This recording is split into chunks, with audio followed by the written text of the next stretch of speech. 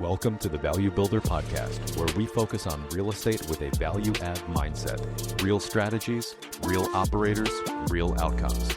Let's dive in. All right. Welcome, Value Builder community. Today I'm talking with Logan Freeman, managing broker at MWCRE Advisors, and he's also known as Mr. Kansas City in commercial real estate world. Logan's story is pretty wild. He was undrafted free agent with Oakland Riders, got cut and went to corporate world and got fired, and then he went all in commercial real estate, and he's doing amazing right now. He's selling millions of commercial real estate. He has done over $450 million in deals across Kansas City. We're going to talk about that amazing story, NFL, commercial real estate. We're going to touch on small bay industrial, as I'm passionate about. And of course, I would like to know about from Kansas City, Mr. Kansas City, about that city's forecast, what he's feeling, how that city is going to do next year and in the near future.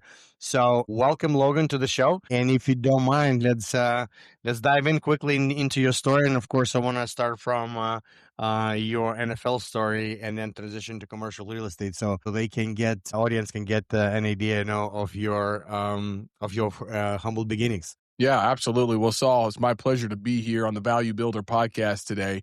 And I appreciate all the work that you are doing in the small bay industrial sector of commercial real estate. My background is I'm a small farm boy from Jefferson City, Missouri. And Jefferson City, Missouri, there's a big map behind me here, but is the capital of Missouri. And, I oftentimes, relate Jefferson City as sort of the fixed mindset. Nothing wrong with that. It was a great place to grow up. Good people. Some of my best friends still from Jefferson City. But if you have the growth mindset and you want to grow and you want to do and think bigger, it is less easy to do in Jefferson City, Missouri than maybe a major metropolitan statistical area like Kansas City. My whole life, I grew up working for $1, right? And I watched my mother work 2 jobs to be able to put us through private Catholic schools. And it really showed me the value of your work and how much money that you make, but that also there's a different way. And there's a different way to use leverage to be able to, and leverage in 3 or 4 different ways, not just financing leverage, to actually maximize your efficiency. And so I have had this obsession with inputs and outputs my whole life, right? And it started with athletics. So the harder I worked, the more free throws that I did, the more weights that I lifted, the better I got playing my sport. And for me, being an achievement-based type of person, it was very important for me to be able to see those results in a pretty fast manner, right? So you do something and then you see results, right? That was very motivational and inspiring to me growing up. So when I was 14 years old, I did just that. I was a big kid and I was looking to make some money. Well, not a lot of people hiring 14-year-old boys, right? Yeah. Young men. But I had, it's the farm country of the Midwest. And so I was baling hay in the hot Missouri summers, picking up hay bales and putting them on a trailer and stacking them and going and unloading them in a barn. When I turned 15, I actually did get a W-2 job, and I had to have my school write a letter to say, hey, this guy's grades are good enough where he can go to school. And it was washing dishes and cleaning floors at a catering business. And I worked my way up and was trained under a classically trained Le Cordon Bleu chef. And I actually went to school for a hotel and restaurant management before getting my master's degree. But my whole life, I really identified as that athlete. And when I got to college, I had a couple opportunities to go Division I. I needed a scholarship, and they wanted to be a preferred walk-on scenario. I came from a small school, and so I went to Division II school, and I was able to play my freshman year. Typically, they redshirt freshmen, which just means you practice and you work out, but you don't play. And I got my red shirt pulled, and I actually played in some games as a true freshman. I broke an ankle and partially tore an MCL, so I got a medical red shirt, and I was able to come back for that 5th year. Well, I remember the day that the Carolina Panthers scout was at our school, and I was like, oh, they must be here to see the wide receivers or the quarterback or the running back. And my coach pulled me aside and he said, hey, they're in the film room waiting for you. And I was like, okay, well, that's pretty interesting. And they said one thing that really kind of, changed the trajectory of my football career, which was, hey, you're 6'3". You're a great athlete. You have good work ethic and drive, but you're not going to play left tackle in the NFL. So you need to move in and play center. And so I transitioned for 2 seasons and played center, was picked up as an undrafted free agent with the Oakland Raiders, was able to beat out a few guys that they drafted, but ultimately got moved to guard, had never played guard in my life, and I was sent home. 49ers called, and they said, hey, we want to fly you out to camp. Our center just tore his ACL. And I said, no, thanks. I'm going back to school, and I'm finished my master's degree. So in 6 months, I went from 335 pounds to 219 pounds. And I remember during summer school taking a class, walking past some of my friends that I have known for 5 years, and they didn't recognize me. Wow. I mean, but here's the bigger change, Saul, that happened. I needed to get a job because I had no business experience. I also needed to pay for school and my roach-infested apartment that I had to pay for because I didn't have a scholarship anymore. So I got a job making 265 cold calls per day. But the big change happened in my car. I turned my car to the classroom on wheels, and this was before podcasts. So if you're listening to this is, and I'm dating myself a bit, but I am 36 years old in March of next year. So this would be, 9, 10, 12 years ago, I guess, 2013 and 14 when podcasts were really just kind of getting going. So I actually had CDs and I was listening to Zig Ziglar and Jim Rohn and Tony Robbins and Brian Tracy, right? And the bigger shift happened in my mental capacity. I was taking all of these classes about statistical regression analysis and about chart of accounts. And I'm like, what is this? This is not business. I took one class and they had me read The Purple Cow by Seth Godin and Charles Duhigg, The Power of Habit. And I said, this is business. And so I wanted to get into sales and marketing. And so I finished up my master's degree in about undergrad and master's in about 5 years. Went out into the workforce, had a job with Jimmy John's as their youngest franchise consultant they ever hired. Just means I had like 25, 30 stores across 3 different states that I managed and made sure the brand stayed consistent. A year into that, I go, hey, I'm top 5 in the country. What's my next move? And they said, dude, you're the youngest guy in the company right now. You got to put your time in. On the call, I gave him my 2 weeks. Did not have a plan. There you go. Went right back into the startup community, making 265 calls a day, helped grow that company. 2.5 years later, took a job, 6-figure sales job at a bigger company. Private equity comes in 15 months after I joined. They lay off the whole sales team. And I had read about 750 books at the time. And my wife, we didn't have any children at the time. She said, hey, I support you 100%. And so I went and started a sales consulting company. So I grabbed Inc.'s fastest 5,000 growing companies. I cold called the first 2,500, and I landed 3 clients. Doing what, you might ask? Well, I'd make cold calls for them. I'd set up CRM systems. I would fly to Orlando, Florida, pitch their products at conferences, whatever they needed. But at the same time, a buddy that I had been working on some single-family home flips with in Kansas City said, I just landed a $50 million fund and my head of acquisitions left. And so I actually started doing real estate brokerage, buying 12 houses a month for this fund, cash, and we were holding them for rentals. And we were the 6th group in the country to go through a CoreVest portfolio refinance across 265 homes. So yes, my first year I did like 150 transactions. I took that same knowledge and applied it to commercial real estate and multifamily, which has now kind of catapulted me to where I am now, running a real estate brokerage and development firm. We have owned, invested, and managed over 1,500 units across 4 states and 600,000 square feet of commercial space spanning office, retail, and industrial. And we are now working on building around 250,000 square feet of small bay in Kansas City. So that is the abridged short version in there of my journey. That's amazing. There's so many nuggets there, but I still want to go back to that moment because I know quite a few athletes somehow in my life. I'm around a lot of athletes, and many of them don't come back when they get caught, and some of them just catapult right back. But I'm just thinking, what was that transition for you? So when you went NFL route and you went to camps, and did you had already in your head that probably I'll be that one that's going to move my career and that's it, or you always you always had like a backup plan that maybe it's only temporary. And when you got cut, I'm just curious how you really came back, that strong right away. Yeah. Well, I mean, it was a huge identity shift, Hmm. right? And I had to weigh my options. I could have kept chasing the dream, but I knew physically that I was eating 10,000 calories a day just to keep the weight on. My Hmm. frame was not set up to be 335 pounds. And when I saw the guys that I was playing against who were naturally moving at, 4.9 speeds and things like that, had played all SEC football, and I said, I think the track for me to even just get on a practice squad is going to be a real grind. And I've got scars on my shoulders.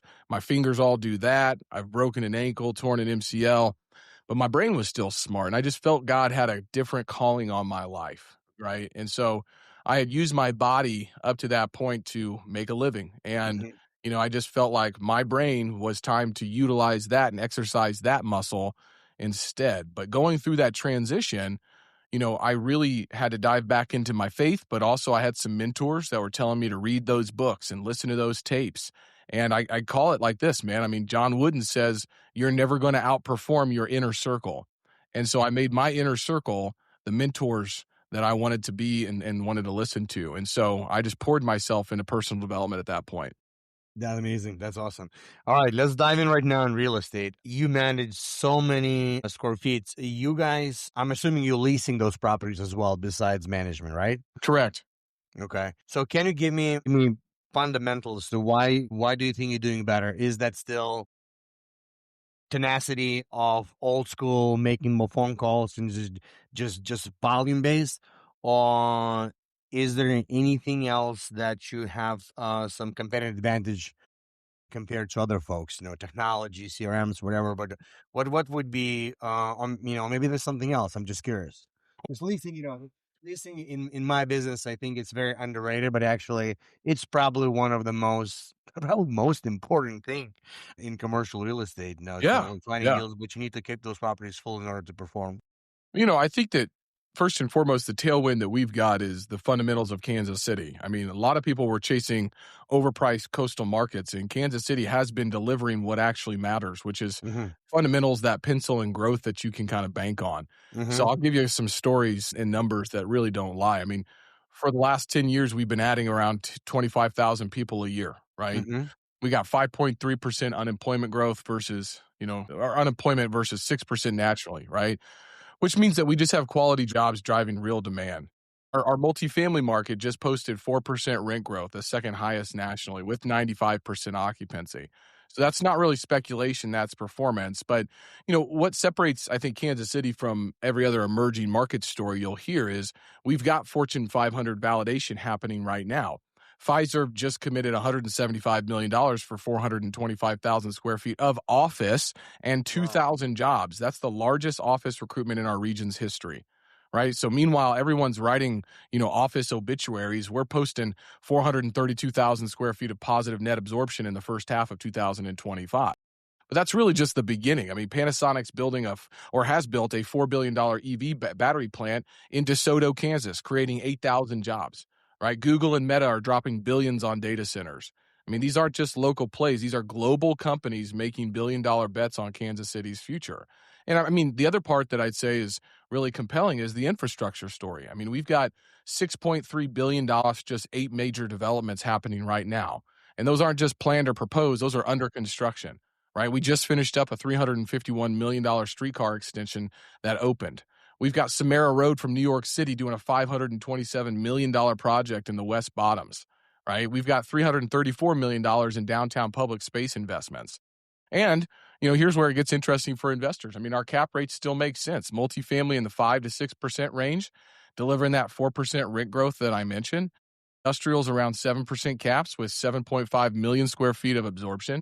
You've got office at 8.4%, but we're proving with demand with deals like Pfizer. I mean, these are the kind of those fundamentals that set us apart from coastal markets. So we've got some good tailwinds, right, Hmm. in regards to what's happening in Kansas City. And I always tell people, if you haven't read Sam Zell's book, Am I Being Too Subtle? Real estate's really pretty simple.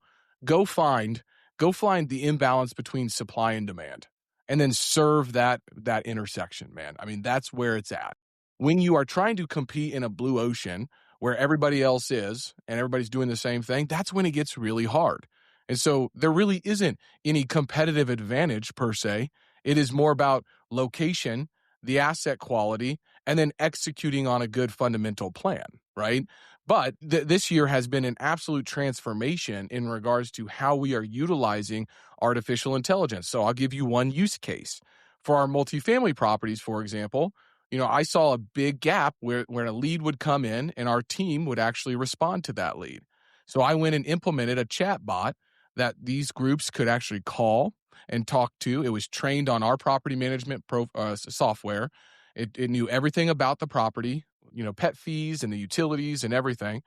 And you could email, you could text, or you can call with somebody 24/7. We were able to increase our occupancy alone on that multifamily portfolio 10% in about 6 months just by implementing that one. So that's text, email, and voice, the same bot, right? That's exactly right. And how do people perceive when they get on a call? Do they get offended that it's a bot, or it goes right away? This is Alex AI, so they can disclose. How do you go about it? Every week, I read hundreds of commercial real estate articles from across the U.S. and around the world. I connect the signals, break down the Fed moves, and share real case studies, not theory, from my 2 decades of real estate experience and actively doing deals right now. My team and I spend 15 plus hours on a weekly basis and deliver this to you for free. You can read it in 5 minutes. So every Sunday at 9:07 a.m., you'll get major commercial real estate news that matters, one Fed insights that matters, one deep dive case study from me or one of our operators who already made the mistakes, so you don't have to. Thousands of commercial real estate operators and investors read this newsletter, especially in the value add space. And don't take my word for it. Check out hundreds of reader testimonials online. Plus, when you subscribe, you get instant access to a Proforma underwriting tool, the same one we use every single day to underwrite value add deals. Now, this is not for you if you're looking to get rich quick schemes, or if you're looking for theory and hallucinations, not real numbers, or you're not serious about commercial real estate. But if you want real tactics, real deals, real results, no bait and switch, go to joinvaluebuilder.com and subscribe for free. And see you there, guys. Yeah, I don't really care if they get offended or not, because the problem was actually my team was too busy spending time with tire kickers. And so if you were not a tire kicker, you got through that bot and you talked to somebody, right? So it qualified the prospects faster for our team to go execute on the real people that wanted to move in. Similar to that, we're doing the same thing on commercial real estate. So for small bay industrial contractor garages, you drive by a property, there's a QR code. The QR code drives you to a intake form on a website specifically curated for that property. You put your information down. Automation has you do a background check and a credit check, right? And then if you qualify from that, that lead is now getting delivered to our leasing brokers to be able to contact them. So we're qualifying those people. So the gate, even before they talk, they have to enter their name, email, and what else they have to enter before they talk? We're working on background checks and credit checks as well, and it's all automated. Before they talk to the agent? That's right. So you pull like a soft credit, soft background check? That's exactly right. Never knew that. Wow, that's interesting strategy. First time. And the reason we can do that is because there's such a high demand for that product type, right? If there was so much on the market, you wouldn't be able to do that. But people are competing for these spaces. 1,000 to 3,000 square foot of flex contractor garages. We've got sub 2%, vacancy on these deals. So we don't have time to sit there and qualify 500 inquiries that people are just interested in storing a car there. No, If you're a business, you're an HVAC guy or gal, you've got a cleaning business, you've got needs for a space, you can go fill out these forms and take those steps to allow us to qualify you before we do any type of tour.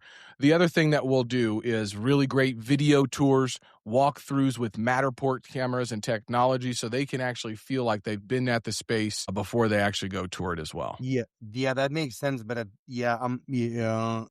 distinction of what I'm trying to get an additional tools, but really Kansas City has a great demand, and that's why you're implementing those strategies. I'm comparing let's say other markets we are. We had similar situation, I think, like in Fort Myers market in Florida, Yeah. where we're pretty much getting open houses and we're getting 5 tours a week and we stack them. We can't achieve the same thing in some other markets like Milwaukee or Ohio market where there's less demand. So yeah, actually the strategy shifts really depending on what the market you are. And then we are utilizing digital marketing and videography in a certain way that allows to spotlight these properties in a way that people can feel like, oh my gosh, I'm going to be a part of something bigger, and Mm-hmm. they see the bigger vision, right? And so we have to have the back end efficiency systems, but we also have to have the ability to create the market on the front end, right? So we use geofencing, we use 1, 3, and 5 mile radiuses, Mm-hmm. we're sending mailers,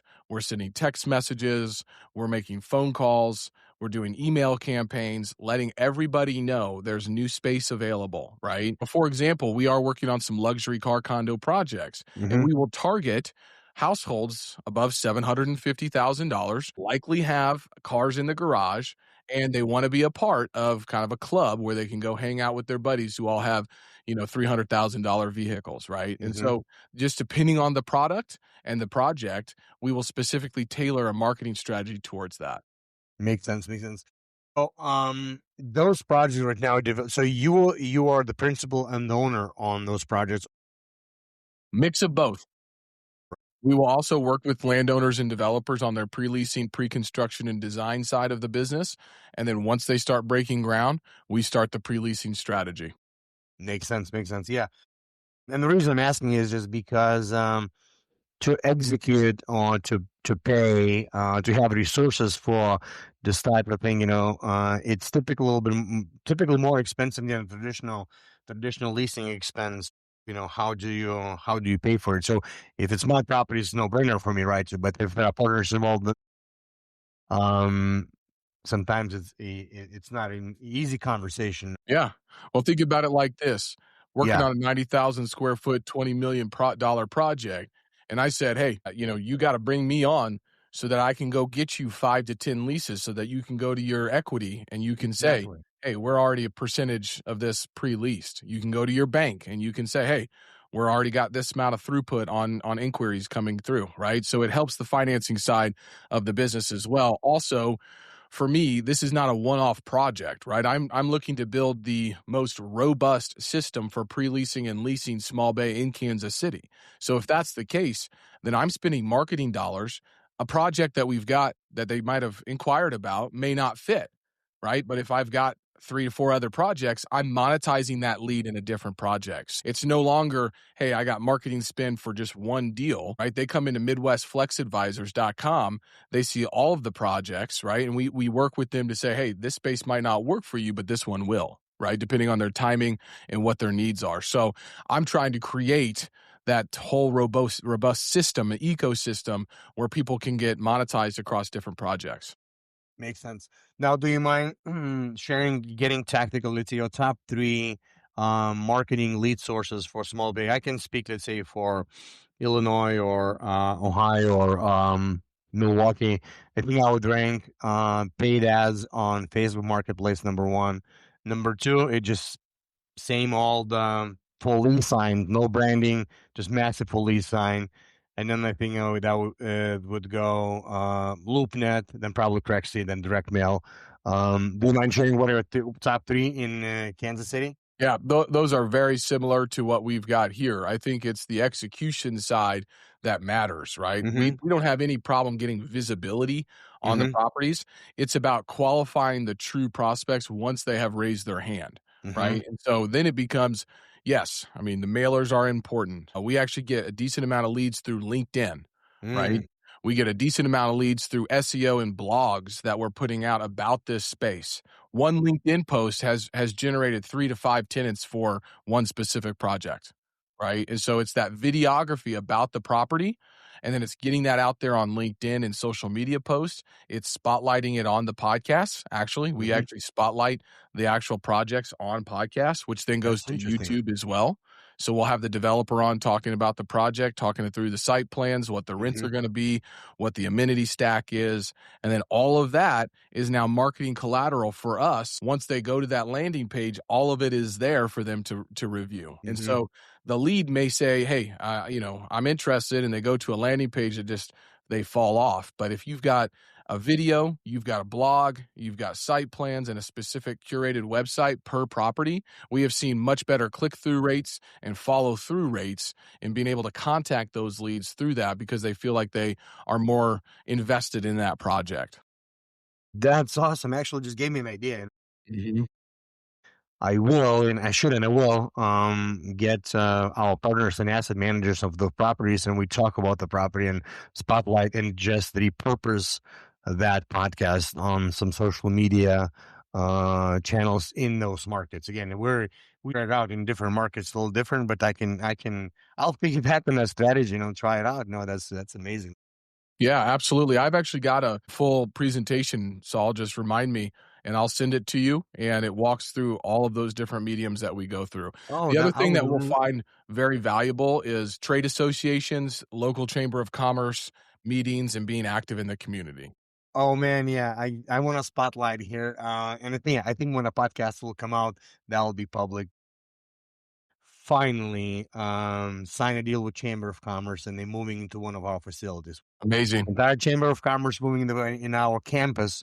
We're about 200,000 square feet and 29 acres, and that's a big conversion to a small bay industrial / flex office warehouse, and I'm moving them there. So we know that I have such a big pool of tenants in Absolutely. years from them. That's huge, man. Congratulations. Thank you. All right, so let's spend a few minutes. I know you mentioned about Kansas City, and if you don't mind, let's go a little bit more tactical on Kansas City. And I think with intent that people who are listening, maybe they can reach out to you and just zoom in Kansas City, listening at those numbers, because real estate is such a local thing, right? Small bay industrial. I think overheard that is about 2% vacancy. Yes. Can you talk about vacancy, small bay industrial, and just a little bit more numbers? So what maybe the lease rates, whether the build costs right now are there, so everyone can reference. And I'm pretty sure we're gonna get some inquiries to follow up on that. Absolutely. Well, our full industrial sector has about 13.2 million square feet under construction. That's leading the Midwest. Now, remember, we have Van Trust, we have Hunt Midwest, we have North Point, all major industrial developers based out of Kansas City. So this is not necessarily small bay specific, but on all of this industrial, we have 4.6% of existing inventory under development. There's 10.3 million square feet in the total pipeline, but 76% of that is build to suit. And we've had net absorption of around 7.5 million square feet in Q1 of 2025. Across all asset classes inside of industrial, we're sitting at a 4.6% vacancy rate. And on the large scale, we're at $6 per square foot on the asking rents. Now, when we go down to small bay, right, the efficient build, small, the contractor garages, that's anywhere from $12 to $15 full service gross, right? So gross leases. And then we have seen. Do they pay utilities, or a landlord pays utilities? Just a mix of that. So typically in those efficient builds, they don't have access to bathrooms or even water, on site, right? And so that just there is water there, but they're not supposed to be there, filling up big tanks on their trucks and going out and spraying for. So in a sense, those are self-storage facilities without it's just only heating. There's no bathrooms. That's exactly right. Yes. Now we go up to our true flex. Now we're talking anywhere between $15 to $18 triple net. Okay. And in regards to the build costs, land costs in Kansas City can be 50 cents per square foot all the way up to $3 per square foot. And then we're seeing kind of all in build costs anywhere from 80 to about 150, depending on the type of building that you're doing. Usually it lands somewhere around $125, $135 per square foot. But based on those numbers, so you mentioned 15 to 18 to triple net, that definitely pencils out. It absolutely does. And that's why we have started to see many developers trying to focus on the smaller bay industrial side. So I think that next year, there likely will be somewhere between 700,000 and 1 million square feet of this underdeveloped. Wow. And absorption still going to hold, right? Yeah, amazing. Yeah. So let's say, I'm just going to piggyback on that on Chicago. That's probably looking at maybe $12 triple net. It's a small bay, maybe a little bit more, but build cost, it's over $100. It's very hard to build here metal. Most of it is going to be tilted concrete. So it's really challenging to pencil out. So compared to, and plus we have 9% vacancy rate right now. That's another drag to lag, So, wow, great hearing, and yeah, that's different perspectives, different absorptions, obviously. Absolutely. So with that, where people can find you if you want to talk real estate, if they want to invest, if they want to buy or talk development, where can I find you? Yeah, I appreciate that, Saul. I'm on LinkedIn every single day. So that's Logan Freeman, Mr. Kansas City. You'll be able to find me. My website is MWCRE Advisors.com, and you can reach out to us there as well. Awesome. Thank you very much, Logan. This was an amazing show, and I'm looking forward to get on at some point again. Thank you so much for having me, Saul. You've been listening to the Value Builder Podcast. For more strategies, stories, and episodes, head to valuebuilder.co or subscribe on your favorite app. Always make it better than you found it and keep adding value. See you in the next one.